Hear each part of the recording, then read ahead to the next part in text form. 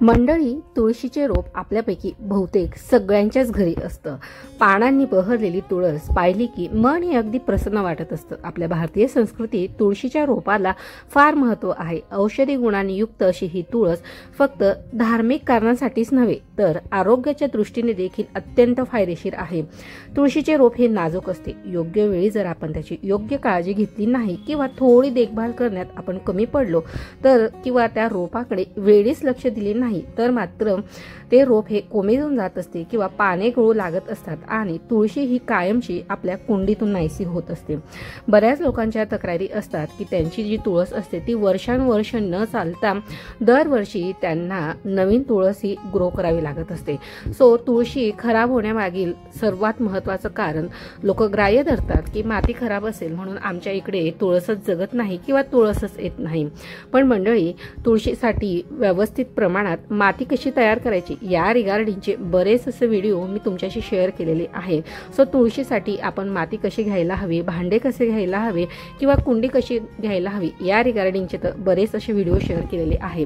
पण मात्र आता जून महिना सुरू होणार आहे आणि आता तुळशी पुन्हा हिरवीगार आणि बहरून येणार आहे। सो त्यासाठी योग्य वेळी आपल्याला योग्य खत देणं देखील गरजेचं आहे। त्याशिवाय पावसाळ्यामध्ये तुळशीमध्ये बुरशीचं किंवा कीटकांचं देखील प्रमाण वाढू लागत असतं।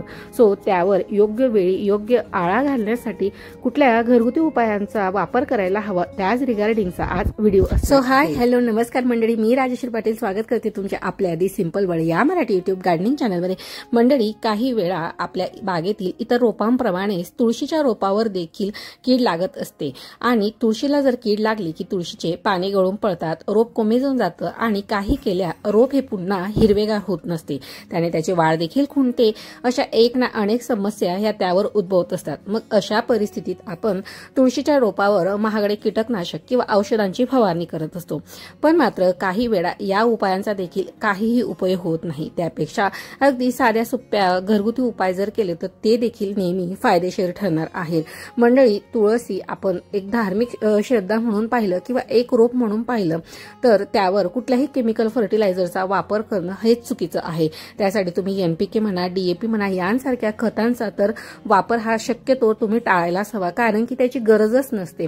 सो यासाठी अगदी साध्या सोप्या आपल्या घरामध्ये अवेलेबल असलेल्या गोष्टींचा जर वापर आपण तुळशीवर केला तर छान तुळस ही हिरवीगार राहण्यास मदत होत असते आणि भरपूर अशी दाटसर होत असते। सो तुम्ही या ठिकाणी पाहू शकता की ही माझी 1.5 ते 2 महिन्यापूर्वीची तुळस होती। मार्च महिन्यात गावाला गेल्यामुळे माझी देखील तुळस खराब झालेली होती आणि जी तुळस खराब झालेली होती त्यावर बऱ्याच अशा कीटकांनी म्हणजे माइट्स असो किंवा एफिड सारख्या कीटकाने त्यावर अटॅक केलेला होता। बरेच उपाय केले पण तुळस काही रिकवर होत नव्हती आणि तुळस देखील जवळपास 5 ते 6 वर्ष जुनी होती। शेवटी मी तिला कुंडीतून काढून घेतलं आणि पुन्हा नवीन तुळस ही ग्रो करायला ठेवलेली होती। जी निळ्या कलरची कुंडी दिसत आहे त्यामध्ये मी सीड्स थ्रू म्हणजे मंजिरी थ्रू तुळस कशी ग्रो करावी हे मागच्या व्हिडिओमध्ये देखील तुम्हाला सांगितलं होतं आणि त्यामध्ये मी मंजिरी जी होती ती त्यामध्ये टाकून घेतलेली होती आणि आता त्या ठिकाणी छान छोटे छोटे रोप देखील तयार झालेले होते आणि हे ऑलरेडी एक रोप जे होतं ते माझ्याकडे तयार झालेलं होतं। सो याची जी ग्रोथ आहे ती मी तुम्हाला आता पुढे दाखविणार आहे। सो आता या ठिकाणी याला खत देऊन घेतलेलं होतं। याला कुठलं खत दिलं होतं हे मी लास्ट व्हिडिओमध्ये तुमच्याशी शेअर केलेलं होतं। त्यानंतर हे तुळशीचं प्लॅन जे होतं त्याला मी रिपोर्टिंग करून घेतलेलं होतं आणि त्याची खूप छान प्रकारे वाढ झालेली होती। सो आता त्यावर आपल्याला पुन्हा कुठल्या खतांचा वापर करायचा आहे त्यावर म्हणजे कुठल्याही समस्या ज्या होत्या ना, कीटक वगैरे सारख्या तर समस्या न होत्या पण जून महिना सुरू झालेला होता। सो त्यांना थोडा खाऊ देणं देखील गरजेचं झालेलं होतं। तुळशीची पानं ही पिवळे पडायला लागली होती, अगदी हात लावताच तुळशीची पानं ही कुंडीत पडत होती। सो जरा जी तुळस होती तिच्यामध्ये जे होतं म्हणजे तिची जी स्ट्रेंथ होती ती कमी झालेली होती। सो त्यासाठी तुम्ही आता पाहू शकता की ही 30 तुळस आहे जी मागच्या क्लिपमध्ये तुम्ही पाहिली। सो आता ही छान उंच झालेली आहे, दाटसर झालेली आहे। सो या ठिकाणी मी तुम्हाला माती दाखवत होती की सर्वसामान्यपणे आपला असा नियमच असतो की सकाळी उठलं म्हणजे 1 तांब्या हा तुळशीला टाकायचा, पण तुळसला पाणी घालण्याआधी मात्र रोज तुळशीची माती आधी चेक करा, त्यानंतरच पाणी घाला। आता या दुसरी जी तुळस आहे त्यामधली जी माती आहे ती ओलसर आहे आणि पहिल्या तुळशीमधली माती जी आहे ती कोरडी आहे। सो अशा परिस्थितीमध्ये जर तुम्हाला रोज तुळशीला पाणी घालायचं असेल तर मात्र एका तांब्याच्या जागी तुम्ही एका ग्लासचा वापर करा आणि माती माती जर अगदी ओलसर असेल तर मात्र तेवढंही पाणी घालणं तुळशीला गरजेचं नसतं. जास्त पाण्यामुळे देखील तुळस ही आपली खराब होत असते. तो मंडळी, लास्ट क्लिपमध्ये तुम्ही पाहिलं होतं की या कुंडीमध्ये मी ह्या सीड्स ग्रो करायला ठेवलेल्या होत्या आणि यामध्ये छान तुळशीची रोपं ही येत होती. वेगवेगळी साईजची रोपं होती, अजून बरीच अशी छोटी छोटी देखील त्यामध्ये येत होती. त्यानंतर जी प्लास्टिकची कुंडी होती त्यातून मी रिपॉटिंग करून घेतलेलं होतं ह्या तुळशीचं आणि आता ही देखील छान वाढलेली होती. पण पानं जी होती ती मात्र याची पिवळसर व्हायला लागलेली होती. सो आता याला वेळ झालेली होती, ती म्हणजे आपल्याला खत द्यायची. सो आपल्याला कुठलेही बाजारातले केमिकल युक्त खतांचा वापर हा तुळशीसाठी अजिबात करायचा नसतो. कारण की तुळस मंडळी, तुळशीचे फक्त धार्मिक महत्त्व नसून आरोग्याच्या दृष्टीने देखील तुळशीचे बरेच असे फायदे आहेत. आपल्या पृथ्वीवरील सर्वात लाभकारी औषधी जडीबुटींपैकी ही एक मानली जात असते आणि तुळशीच्या काड्याने लोक सर्दी खोकल्याच्या त्रासावर देखील सेवन करत असतात. सो तुळशीचं महत्त्व तर एक ना अनेक असं भरपूर आहे. चला तर मग आता वळूया आपल्या घरगुती उपायाकडे किंवा खताकडे.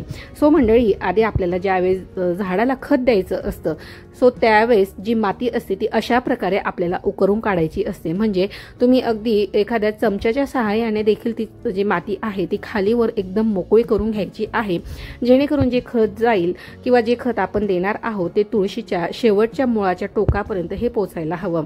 सो या ठिकाणी आपण अगदी घरगुती अशा NPK खताचा वापर करणार आहोत. सो तुम्ही म्हटले की NPK म्हटलं म्हणजे केमिकल खत, पण जे NPK मध्ये गुणधर्म असतात तेच आपल्या घरातल्या अशा काही गोष्टी आहेत की त्यांमध्ये देखील ते गुणधर्म आढळून येत असतात. त्यामुळे आपल्याला त्याच गोष्टींचा वापर करून आपल्याला तुळशीला NPK देऊन घ्यायचं आहे. सो सर्वात पहिला घटक म्हणजे नायट्रोजन, आणि नायट्रोजनचे प्रमाण अधिक असलेला घटक म्हणजेच चहा पावडर. मंडळी, चहा पावडरमध्ये नायट्रोजनचे प्रमाण हे अधिक असते, जे झाडांच्या वाढीसाठी देखील महत्त्वाचे असते. त्याचप्रमाणे चहा पावडरमध्ये टॅनिक ऍसिड असते, जे झाडांच्या पानांमधला जो काही पिवळापणा असतो किंवा झाडांची पानं गळणे यांसारख्या ज्या काही समस्या असतात त्या दूर करण्याचं काम करत असतो. त्यानंतर दुसऱ्या क्रमांकाचं जे आहे ते म्हणजे केळीचं साल. मंडळी, केळीच्या सालीमध्ये असतं पोटॅशियम रिच असं फर्टिलायझर किंवा पोटॅशियमचा असा गुणधर्म. या ठिकाणी केळीच्या सालीचे पावडर बनवून ठेवलेले होते. पोटॅशियमचे जे काही स्त्रोत आहे तो या केळीच्या सालीमध्ये असतो. पोटॅशियममध्ये व्हायटल न्यूट्रिएंट असतात, ज्यामुळे संपूर्ण रोपाची वाढ चांगली होत असते, माती चांगली राहत असते. सो यासाठी तुम्ही देखील अशा प्रकारे केळीच्या साली खाऊन टाकून न देता त्यांना वाळवून त्यांपासून अशी पावडर तयार करून घ्या, जी अगदी आपली फ्री मधली पोटॅशियमचं असं जे घटक आहे ते झाडाला मिळणार आहे. त्यानंतर या ठिकाणी असतं फॉस्फरस.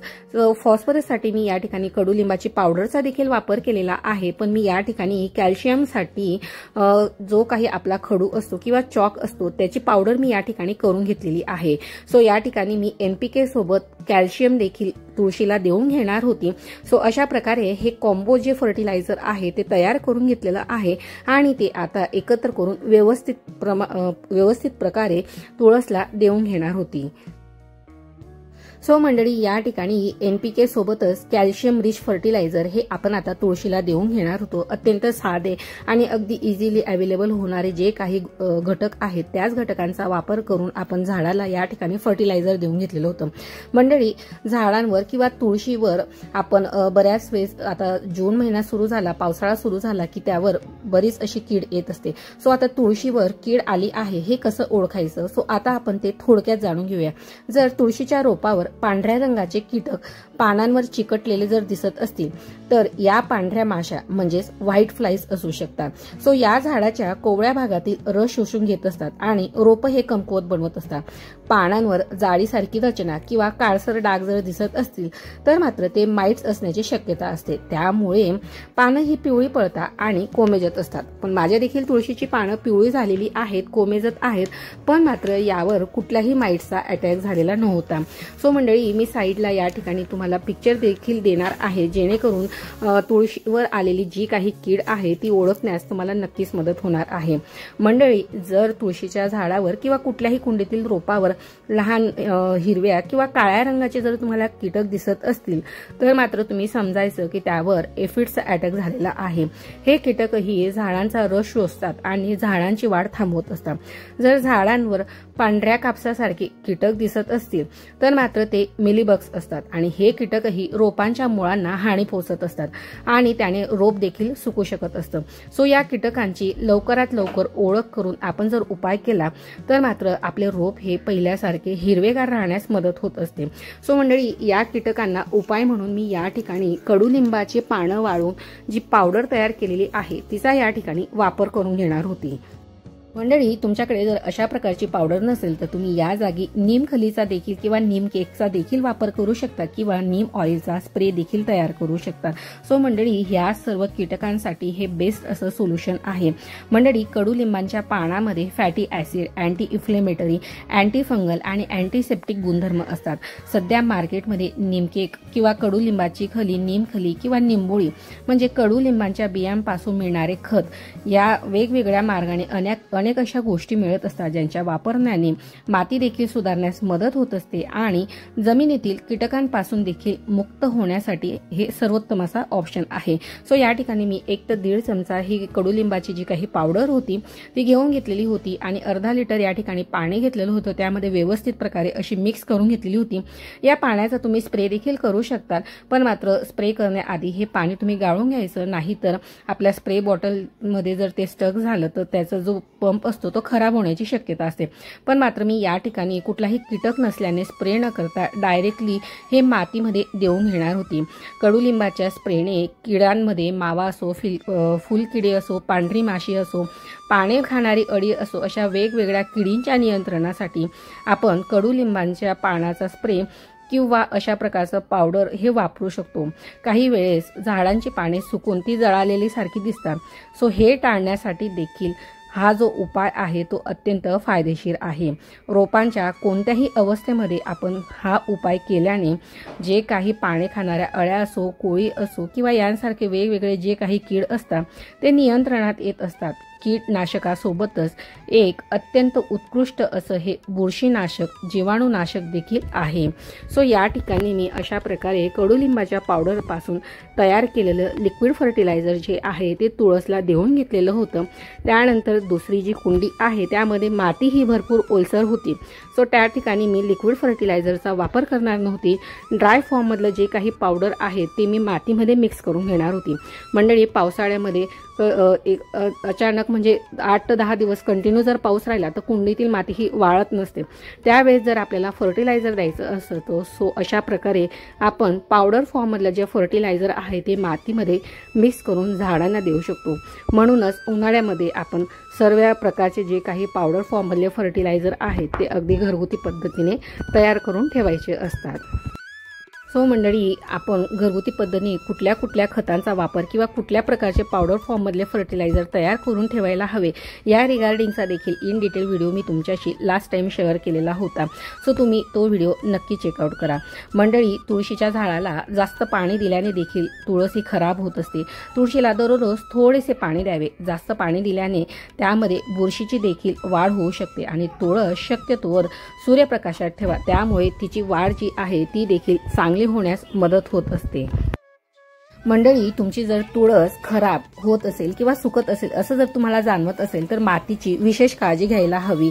मातीमध्ये तुळशीला आवश्यक असणारे पोषक तत्व नसल्यामुळे देखील असं होऊ शकतं।